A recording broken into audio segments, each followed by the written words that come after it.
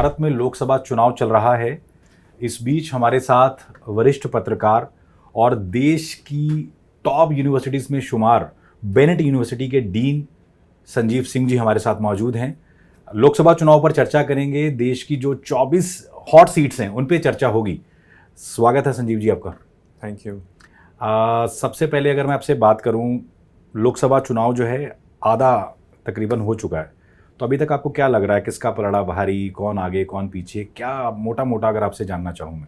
देखिए, अभी कहना मुश्किल है, लेकिन एक चीज़ अगर हम वोटर टर्नआउट को देखकर कहें तो जो एक तरह से कहें कि जो लहर मोदी लहर 2014 और 19 में दिख रही थी, उस तरह का जो एक्साइटमेंट था पिछले दो चुनाव में, वो इस बार कलर देखने को नहीं मिल रहा उतना अभी तक।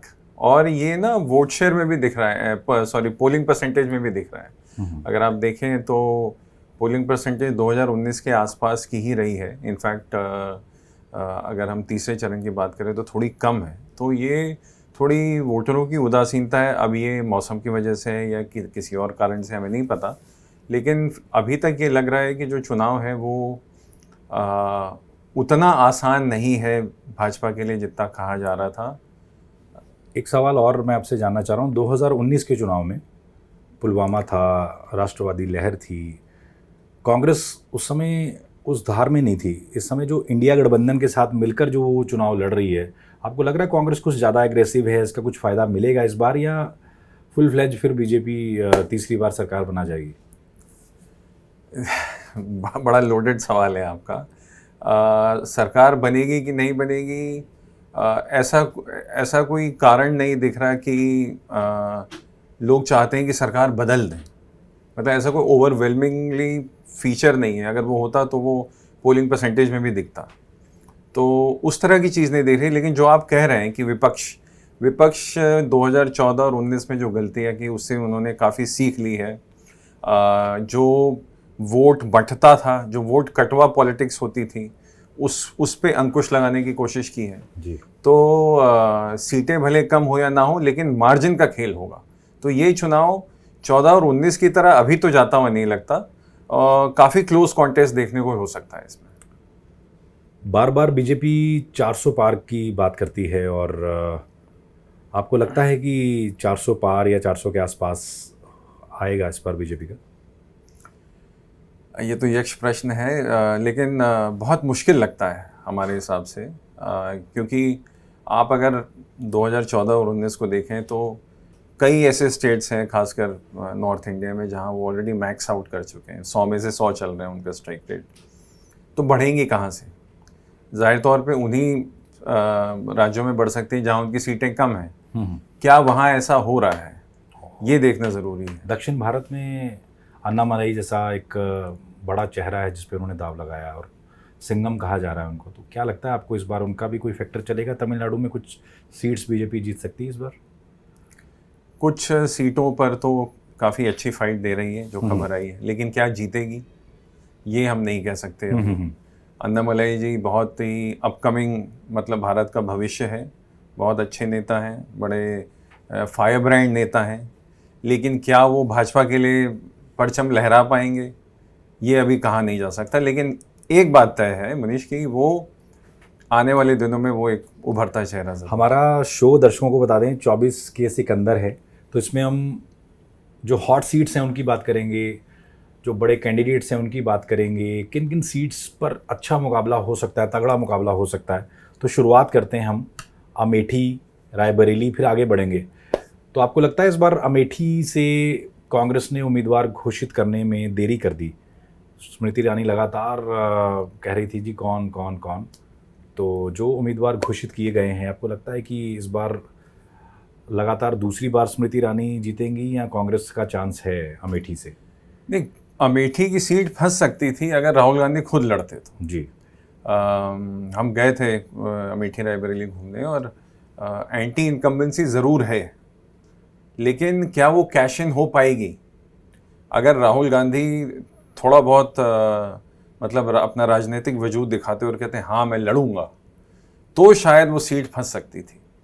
लेकिन उन्होंने किशोरी लाल शर्मा जी को टिकट दिया। किशोरी जी बहुत पुराने कांग्रेसी हैं, उन्होंने बहुत चुनाव देखे हैं, वो अमेठी को जो कहते हैं ना कि बैक ऑफ द हैंड की तरीके से जानते हैं जी।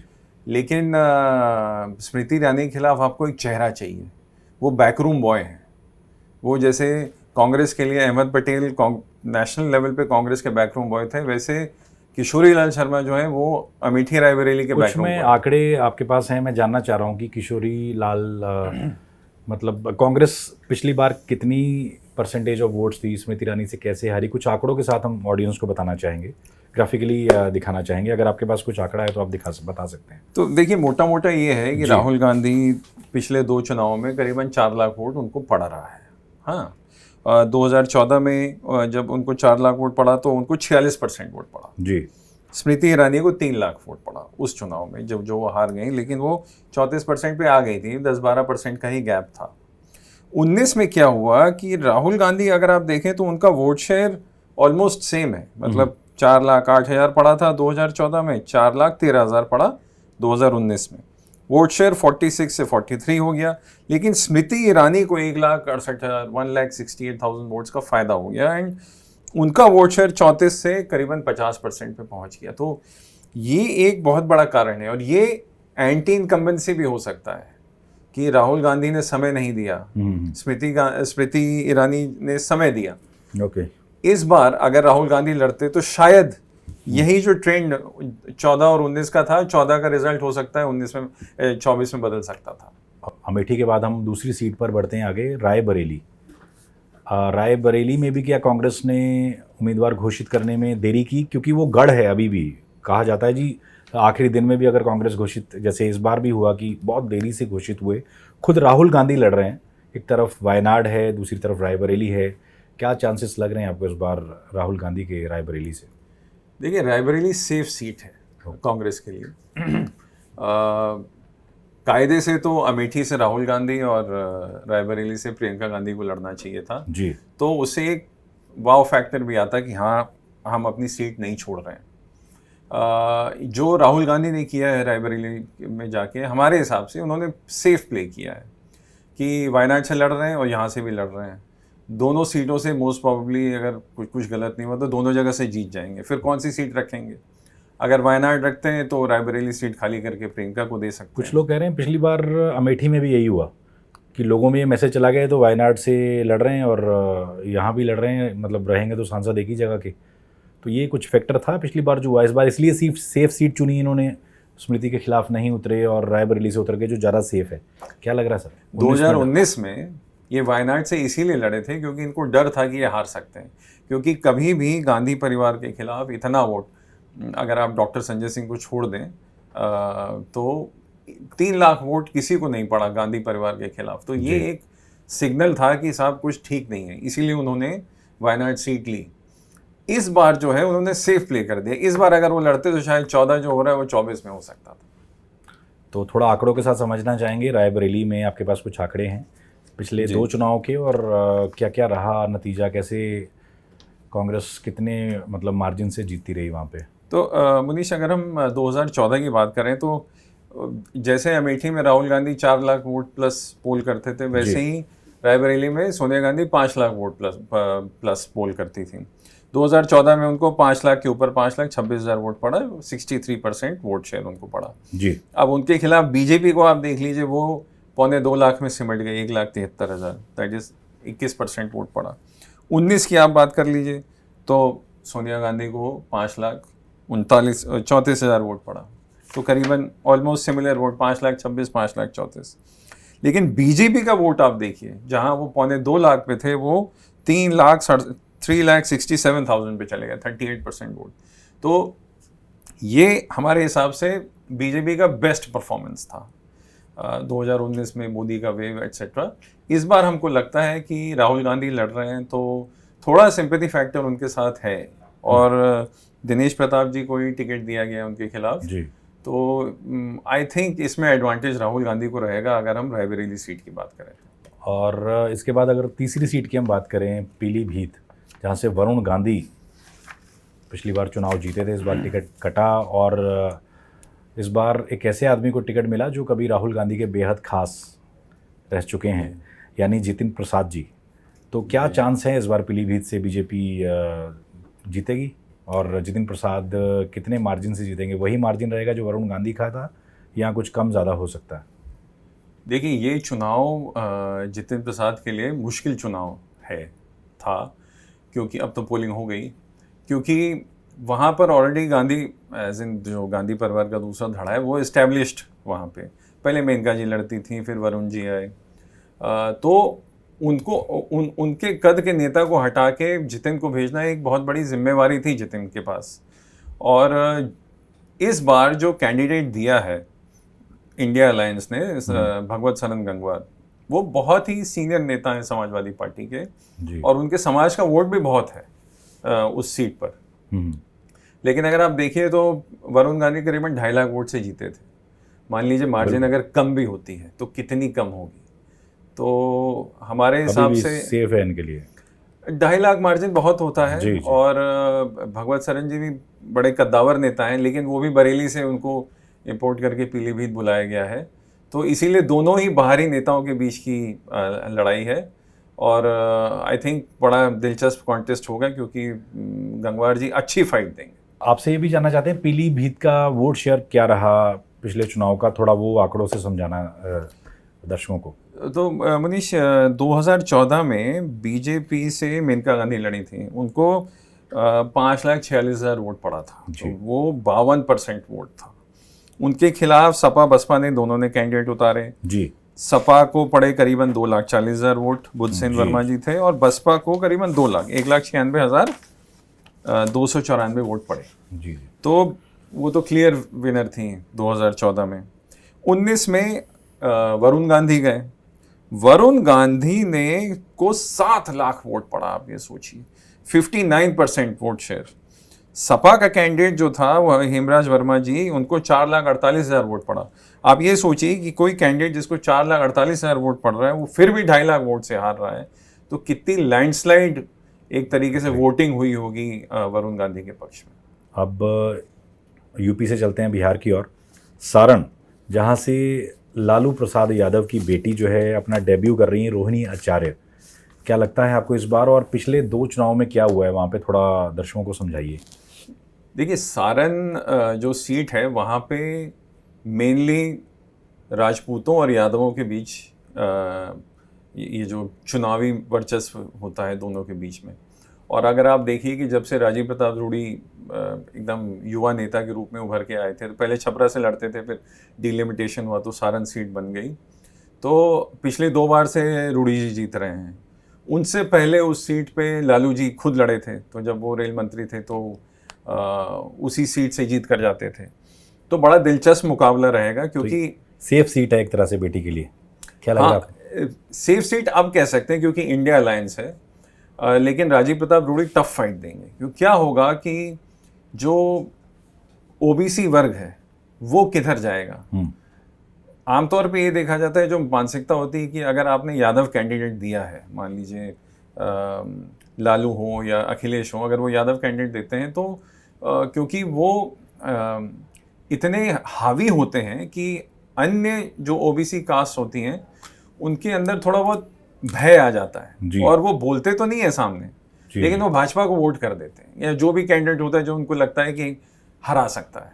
तो ये भी एक बहुत बड़ा कारण हो सकता है कि अगर ऐसा मैसेज चला गया तो जो नॉन यादव ओबीसी है उसका ध्रुवीकरण भाजपा की ओर हो सकता है। इस बीच कुछ दर्शकों का सवाल लगातार आ रहे थे, मैं आपसे जानना चाहता हूँ कि बिहार में इस बार क्या होने वाला है। जैसे पिछली बार तो पूरी तरह से बीजेपी ने मतलब बहुत अच्छी सीट्स जीती हैं, इस बार क्या लग रहा है आपको कि बीजेपी और इंडिया गठबंधन में कैसी फाइट होगी, क्योंकि नीतीश अब वापस आ चुके हैं? बहुत ही दिलचस्प फाइट है, बिकॉज क्या है कि हर बार सिनेरियो चेंज होता है। आप देखिए कि अगर हम 2015 से अगर हम देखें, तो जब से लालू और नीतीश का गठबंधन हुआ और उन्होंने बीजेपी को वो विधानसभा चुनाव में हराया था, उसके बाद से डायनामिक्स ऐसे ही चल रहे हैं जी। पर जब लोकसभा का चुनाव आता है तो आप देखेंगे कि हमेशा बीजेपी को एडवांटेज रहता है। क्यों? क्योंकि जो वोटर है उसको पता है कि मेरा वोट सीधे प्राइम मिनिस्टर को जा रहा है, मैं नरेंद्र मोदी के लिए वोट कर रहा हूँ। आपने अगर लालू जी को वोट दिया, आपने अगर नीतीश जी को वोट दिया, क्या इनकी सरकार बनेगी? तो ये बहुत बड़ा फैक्टर होता है। तो इस बार ये कहेंगे कि विपक्ष ने बहुत अच्छी चाल चली है। नीतीश के आने का फायदा मिलेगा बीजेपी को लोकसभा में? देखिए, आप अगर यूपी को भी देख लीजिए तो बीजेपी क्या करती है, छोटी छोटी पार्टी से अलायंस करती है। क्यों करती है? क्योंकि उनको पता है कि उनका कुछ सीटों पे इन्फ्लुएंस होता है, कुछ पॉकेट्स ऑफ इन्फ्लुएंस होते हैं, वहाँ पे वो उनसे ले लेते हैं। और क्योंकि वो छोटी पार्टी होती है, वो ज़्यादा डिमांड भी नहीं कर पाती हैं, तो दोनों को सूट करता है। सिमिलरली आप नीतीश कुमार को भी ले लीजिए, तो नीतीश कुमार जी को भी एक बड़ी पार्टी का सहारा चाहिए होता है, चाहे वो लालू जी हो, चाहे वो बीजेपी हो जी। और वो जिसके साथ भी जाएंगे वो एक ऐसा ट्विस्ट या डायनामिक्स ऐसे चेंज हो जाते हैं कि वो उससे जो भी पार्टी होती है उसको बहुत मदद मिल जाती है। तो नीतीश कुमार के जाने से डेफिनेटली फ़ायदा होगा। सारंग का कुछ आंकड़ों के जरिए समझा देते हैं ऑडियंस को कि क्या क्या रहा पिछले चुनाव में। तो देखिए, 2014 की अगर हम बात करें तो राजीव प्रताप रूडी को करीबन 3,55,000 वोट पड़ा था। वो 41% वोट शेयर था उनके पास। उन्होंने राबड़ी देवी को हराया था, बहुत बड़ी बात थी अपने आप में। आरजेडी से राबड़ी देवी लड़ी थी, उनको करीबन 3,14,000 वोट पड़ा था, 36% वोट शेयर जी। उस टाइम जेडीयू का भी कैंडिडेट था, जेडीयू के कैंडिडेट को 1,07,000 वोट पड़े। अब अगर आप ये 1,07,000 वोट जो जेडीयू को पड़ा है, अगर ये आप राबड़ी देवी को दे देते जी। तो शायद राजीव प्रताप रूडी हार जाते। ये 2014 की बात है। लेकिन जब 2019 आता है तो उसमें आप देखिए कि राजीव प्रताप रूडी करीबन 5 लाख वोट उनको पड़ रहे, 52% वोट जी। और आरजेडी ने चंद्रिका रॉय को उतारा 3,61,000 वोट। तो ज़्यादा वोटों का इजाफा आरजेडी को नहीं हुआ, लेकिन राजीव प्रताप रूडी को कितना फ़ायदा हो गया। तो ये जो ध्रुवीकरण होता है, आप इसको इससे देख सकते हैं कि कैसे लोकसभा इलेक्शन में बीजेपी को ज़्यादा फायदा होता है। सीधा राजधानी दिल्ली ले आते हैं दर्शकों को। नई दिल्ली सीट से सुषमा स्वराज जी की बेटी बांसुरी स्वराज चुनाव लड़ रही हैं। आम आदमी पार्टी के सोमनाथ भारती उनके खिलाफ चुनाव लड़ रहे हैं। बड़ी हाई प्रोफाइल सीट मानी जाती है नई दिल्ली। आपको क्या लगता है इस बार, क्योंकि इंडिया गठबंधन लड़ रहा है, कांग्रेस आम आदमी पार्टी एक साथ लड़ रही है, बांसुरी स्वराज बीजेपी ने उतारा है, हाई प्रोफाइल सीट रही है, दिग्गज यहाँ से चुनाव लड़ते रहे हैं, क्या लग रहा है आपको? कुछ पिछले चुनाव के आंकड़ों के साथ समझाइए ज़रा। देखिए, अगर आप दिल्ली की 7 सीटों की बात करें तो आप इसको पिछले 20 सालों में देश की धड़कन मान लीजिए। 98 का चुनाव हुआ, भाजपा ने 7 में से 6 जीती, उनकी सरकार बनी। 99 में 7 की 7 जीती, उनकी सरकार बनी। 2004 में कांग्रेस ने 6 सीट जीती, 9 में 7 जीत ली। अब आप 14 और 19 में आइए, 7 की 7 भाजपा को मिली, उनकी सरकार आई। जी।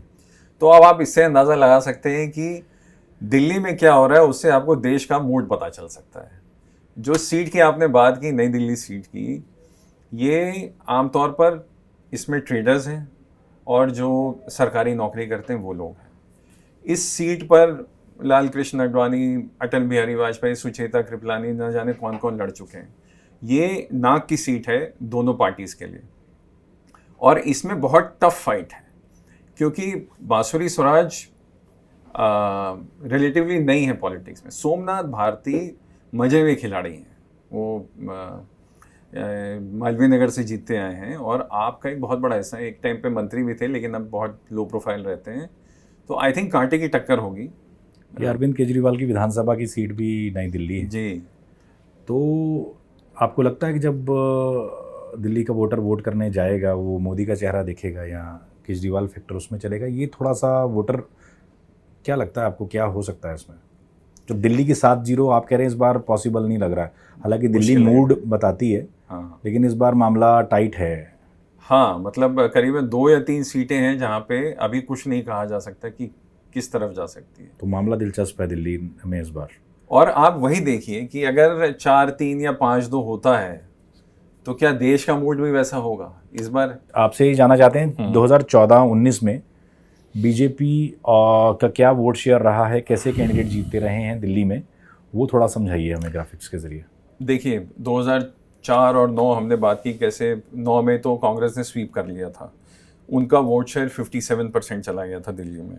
लेकिन वही 2014 में आते आते उनका वोट शेयर 15% हो गया। सबसे ज़्यादा बढ़त किसको मिली? बीजेपी को, 46% पे थी। सीटें फिर भी सारी उनको मिली क्योंकि आप तब तक प्लेयर आ चुकी थी और आपको 33% वोट मिला दिल्ली में। हमने कई बार देखा, कई पिछले चुनाव में आरोप लगता रहा है कि आम आदमी पार्टी लगा देती है कि भैया आप लोकसभा में तो मोदी जी को वोट करते हो, विधानसभा में हम ही हैं। मतलब वो मान के चलती है पार्टी, हाँ। जब पीएम का चेहरा होगा तो वो मोदी को वोट करती है दिल्ली। मतलब ये एक धारणा थी जो कई बार आपके बड़े नेताओं ने भी हमसे इंटरव्यूज़ में कहा, तो वो मान के चलते रहे। तो इस बार आप कह रहे हैं वो मिथ टूट सकता है, यानी इस बार जो केजरीवाल जेल में रहे जी, कुछ फैक्टर कुछ वो असर होगा? बिल्कुल उससे होगा। बिकॉज क्या है कि जिस तरह बीजेपी का वोटर कमिटेड है उसी तरह आम आदमी पार्टी का वोटर भी कमिटेड वोटर है, और जो फ्लोटिंग वोटर होता है वो ये सब चीज़ें देखता है। और ये प्रश्न सबके दिमाग में है कि भाई केजरीवाल जेल गए, ठीक है, अब उस केस में दम है या नहीं है उसके डिटेल में वो सब काम कोर्ट का है। लेकिन आप उसको देखिए कि परसेप्शन क्या बनता है। परसेप्शन ये बनता है जहां बीजेपी कहती है कि भाई ये भ्रष्ट हैं, ये जेल चले गए, वहीं जो दूसरा वोटर है कहता है कि चुनाव के टाइम में ही जेल क्यों भेजा इनको। तो उस वजह से थोड़ा परसेप्शन का खेल है, और इस बार पिछली बार की तरह नहीं है। आप अगर देखिए तो हम 2019 में जहां बीजेपी का वोट शेयर 46 से 57% बढ़ा, वहीं आम आदमी पार्टी का वोट आधा हो गया जी, 33% से 18% पे गिर गए, और कांग्रेस का वोट शेयर बढ़ गया। तो ये प्रॉब्लम हुई, लेकिन वो समझ गए कि कुछ गड़बड़ है। तो 2020 में उन्होंने अपने आप को ठीक किया। 2020 का चुनाव होता है विधानसभा में, आम आदमी पार्टी 54% वोट शेयर, बीजेपी 39%। तो उल्टा हो गया एक तरीके से। इसके अगले एपिसोड में हम आपको कुछ और हॉट सीट्स के बारे में जानकारी देंगे। ये एपिसोड आपको कैसा लगा कमेंट्स जरूर करिएगा, और कौन कौन सी सीट्स के बारे में आप जानना चाहते हैं हमें ज़रूर बताइएगा। बहुत बहुत शुक्रिया।